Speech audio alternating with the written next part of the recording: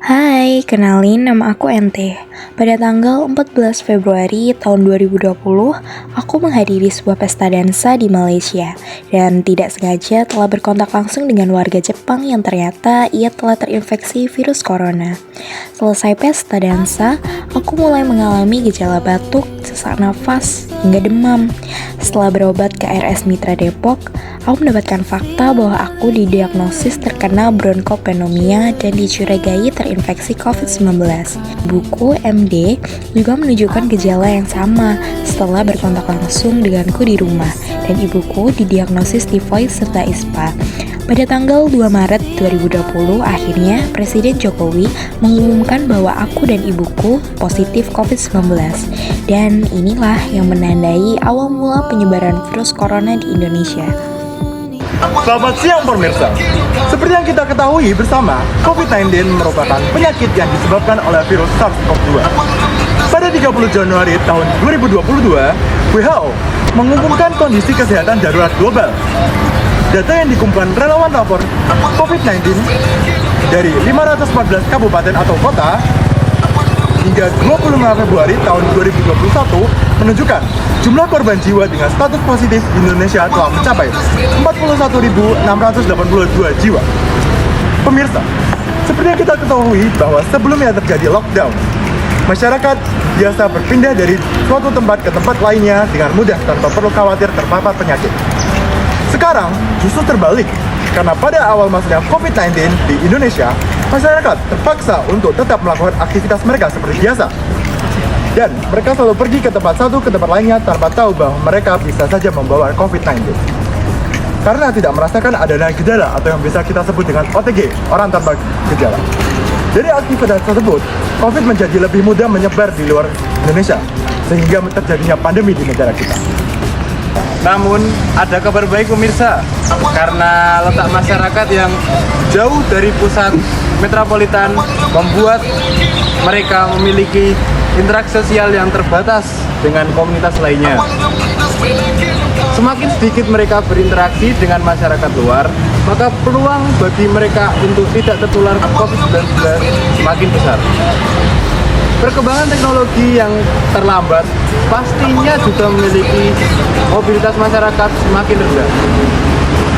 Berbeda dengan kemajuan teknologi yang terlambat justru membantu dalam mengurangi penyebaran virus COVID-19. Mulai dari mobilitas masyarakat yang rendah akibat perkembangan teknologi yang lambat, yang dapat membuat mereka susah untuk berpindah dari satu tempat ke tempat lainnya. Sehingga ini dapat mencegah tertularnya virus COVID-19 dari daerah ke daerah lainnya. Terima kasih. Masuknya COVID-19 ke Indonesia tentunya sangat tidak diharapkan oleh masyarakat Indonesia.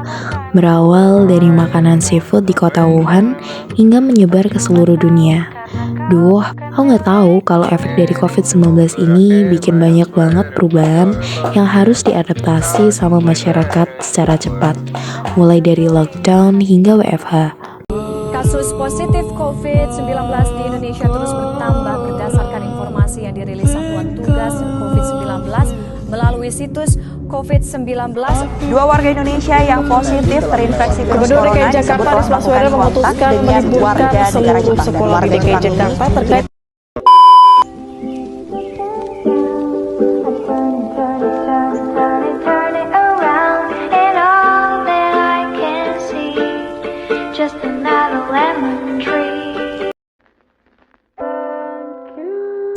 Permisi Bapak, bagaimana terkait efek dari pandemi COVID-19 ini?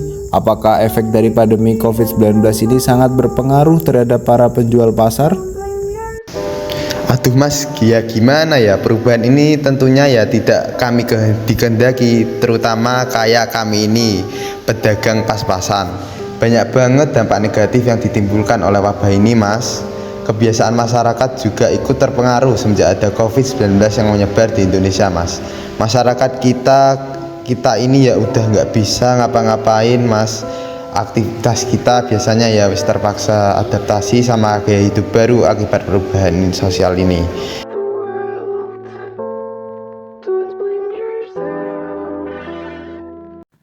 COVID-19 membawa perubahan hampir semua kegiatan yang dilakukan oleh masyarakat Indonesia.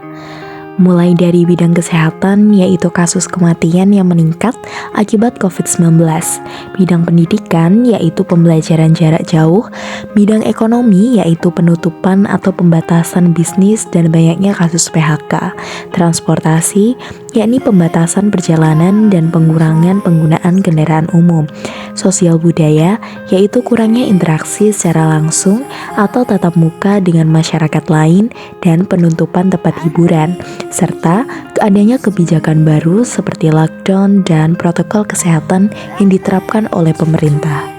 Pandemi COVID-19 telah membawa perubahan besar dalam struktur sosial yang ada dalam masyarakat. Seperti perubahan ekonomi global di mana pandemi menyebabkan PHK secara massal, penurunan aktivitas ekonomi, meningkatkan angka pengangguran, dan tekanan ekonomi yang mempengaruhi struktur sosial, serta adanya perubahan pola interaksi sosial dengan kebijakan physical distancing, mengubah pola interaksi sosial, menurunkan solidaritas sosial, dan mempengaruhi hubungan antar individu. Selanjutnya, ada perubahan sistem pendidikan, di mana pembelajaran beralih ke daring, mengubah hubungan antar siswa, guru, dan institusi pendidikan, serta lingkungan belajar. Dan yang terakhir adalah perubahan akses kesehatan, di mana pandemi mengubah cara akses layanan kesehatan dengan penekanan pada perlindungan ekstra bagi tenaga medis dan pasien. Saat ini, saya telah terhubung dengan rekan saya Fadli Abipasria. Bagaimana Fadli bisa dijelaskan mengenai pendapat langsung dari Bapak Menteri Pendidikan kami? Permisi Pak Menteri, apakah boleh minta tolong dijelaskan sedikit terkait pengaruh dari pandemi ini terhadap sistem pendidikan di Indonesia tidak Pak?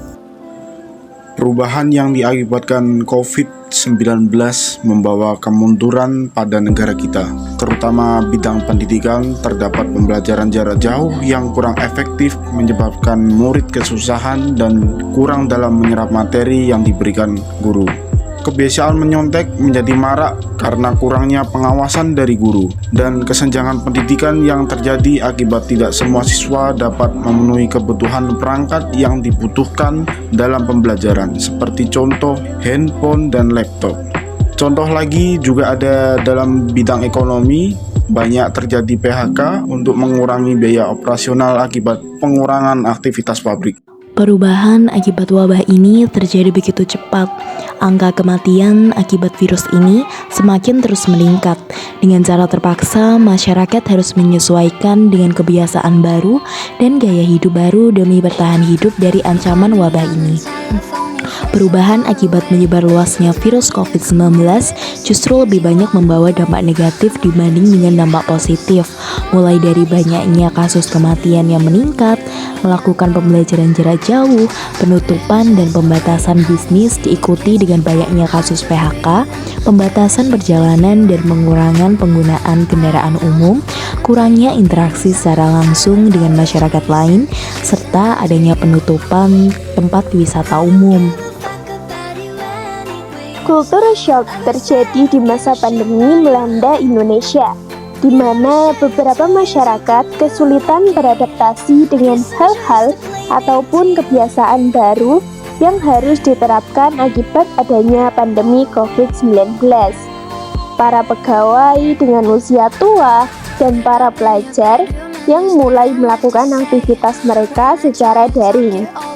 Beberapa dari mereka kesulitan untuk melaksanakan aktivitas tersebut karena kurangnya persiapan dalam menghadapi pandemi ini, serta kurangnya ilmu dalam teknologi. Hal ini juga berdampak pada produktivitas kerja dan pembelajaran, karena mereka kesulitan dengan penerapan sistem kerja atau pendidikan baru. Akibatnya, mereka kesulitan dalam berkonsentrasi dan menyelesaikan tugas mereka. Tapi kalian tenang aja, berikut ini adalah cara menghadapi culture shock. Yang pertama adalah belajar beradaptasi dengan keadaan, luangkan waktu, serta pelajari kondisi yang terjadi. Tambahlah wawasanmu tentang bagaimana cara kita bisa beradaptasi dengan pandemi. Yang kedua, membuat suasana yang nyaman selama di rumah. Ini dapat membuat kita tetap tenang dan mengurangi stres kita dalam menghadapi perubahan. Yang ketiga, tetap melakukan rutinitas seperti biasanya. Usahakan agar tetap melakukan kegiatan seperti biasa untuk menjaga produktivitas kita di dalam rumah. Seperti yang kita ketahui, bahwasanya pandemi COVID-19 mempengaruhi berbagai bidang secara saling terhubung dan meluas. Di bidang ekonomi, dampaknya mencakup penurunan aktivitas ekonomi akibat lockdown, pemutusan hubungan kerja yang dilakukan untuk mengurangi biaya operasional perusahaan, serta perubahan mode bisnis di mana sejak terjadinya pandemi, banyak sekali munculnya toko berbasis online. Dalam bidang teknologi, pandemi dapat mempercepat adopsi berbagai sektor, seperti banyaknya aplikasi online shopping, interaksi jarak jauh menggunakan Zoom, Microsoft Teams, dan lain-lain. Di bidang kesehatan, pandemi mempercepat penemuan baru mengenai sistem kekebalan terhadap virus. Sementara itu, di bidang pendidikan, pembelajaran berada dari tatap muka ke daring melalui media elektronik, memaksa individu untuk menyesuaikan diri dengan metode pembelajaran yang baru. Tak hanya itu, saya perlu menegaskan sekali lagi bahwasanya yang disebarkan secara difusi kali ini bukanlah suatu budaya, melainkan sebuah penyakit atau virus yang disebarkan melalui individu ke individu lainnya. Bahkan lebih luas dari itu, virus ini pertama datang dari warga negara Indonesia yang terinfeksi setelah kontak dengan warga negara Jepang yang positif COVID-19. Setelah itu, mulai menyebar luaslah virus COVID-19 di Indonesia ini dan menyebabkan munculnya pandemi. Oh my god guys, jadi di sekolahku ada Taiti.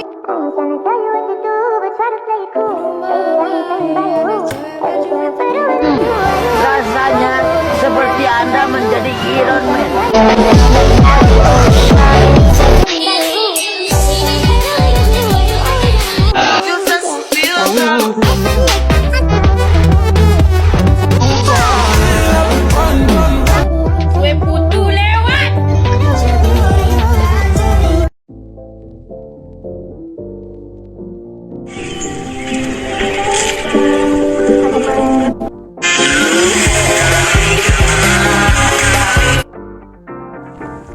Halo semuanya, kalian tahu gak sih guys, semenjak adanya pandemi COVID-19 di Indonesia ini, itu tuh kayak ada gak sih dampak positifnya? Dikit lah ya.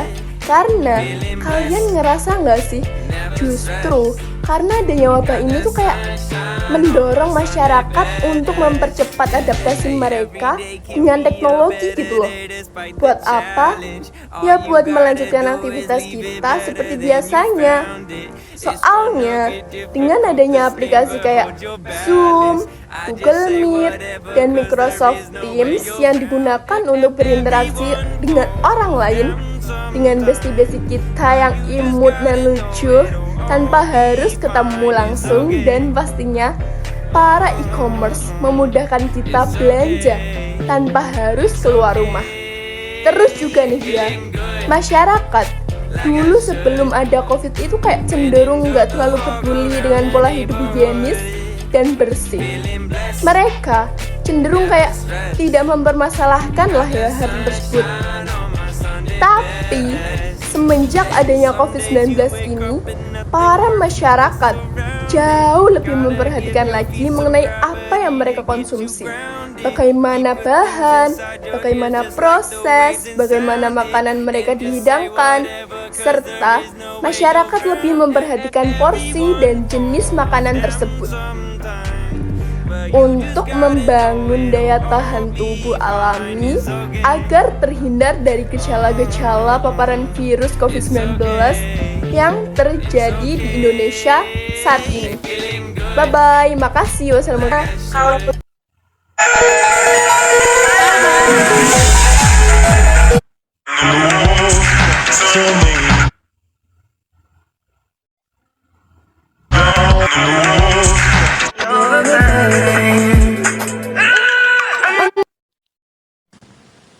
Di sisi lain, saat ini kami masyarakat Indonesia sedang merasakan perkembangan secara progres dari perubahan ini, di mana pandemi ini mendorong masyarakat Indonesia untuk cepat beradaptasi dengan teknologi baru yang ada pada aspek kehidupan, seperti pekerjaan dan pendidikan yang dilakukan secara daring menggunakan aplikasi Google Classroom.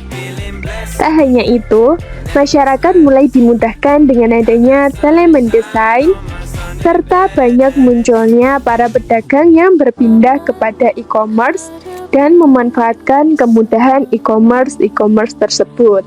Tingkat kriminalitas meningkat akibat terjadinya pandemi COVID-19 di Indonesia. Contohnya, PHK yang dilakukan oleh perusahaan besar terhadap karyawannya, sehingga ini berdampak bagi Indonesia, di mana banyak sekali pengangguran di masa pandemi.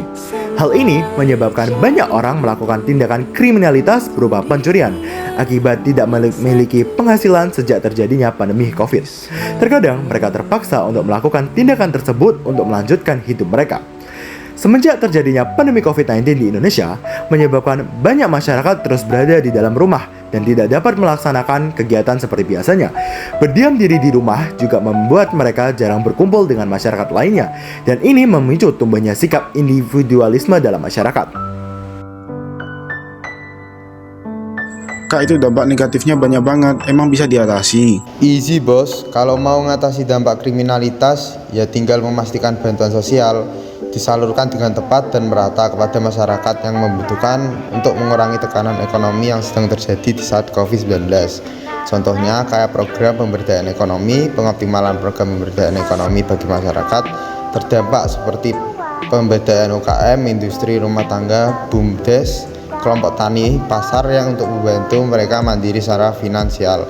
Terus juga bisa meningkatkan pengawasan keamanan, kayak memperketat pengawasan keamanan untuk mencegah dan menekan angka kriminalitas di masa pandemi. Contohnya dari perlindungan oleh diri sendiri, satpam, dan aparat keamanan. Nah dek, kalau mengatasi pudarnya solidaritas sosial, ya kita perlu penguatan komunikasi dan keterlibatan sosial dengan cara daring atau online.